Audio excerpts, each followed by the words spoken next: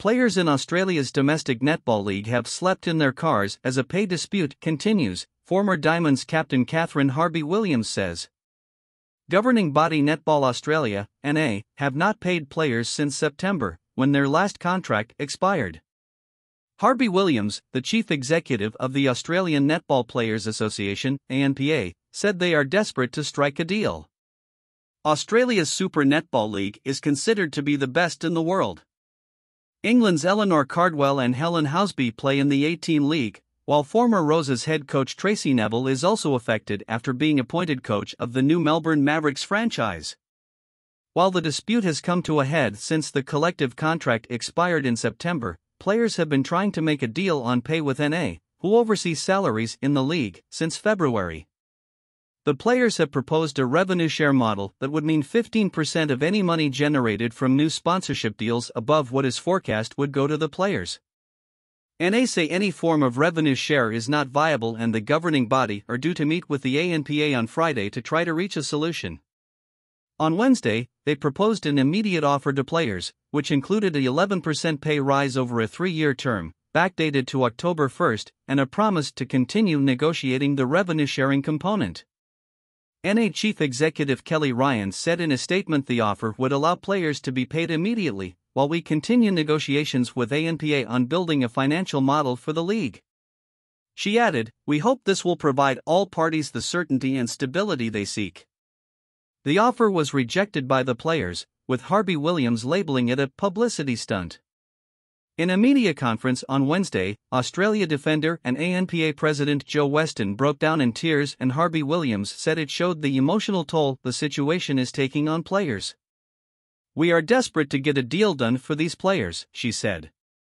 "I have had players sobbing and weeping, players have slept in their cars, players have had to move out of their homes and move across the country back to families. That's the toll that this is taking on these players." NA treating athletes with callous disregard. Australia are the dominant force in world netball, with a record 12 World Cups and 4 Commonwealth gold medals, while their domestic league attracts the best players as the only fully professional league in the world. The ongoing pay dispute leaves Super Netball franchises unable to contract players until an agreement is done, meaning no teams in the league have announced their squads for the 2024 season, which starts in April. Ryan said the governing body had listened to the players and their need for financial certainty right now.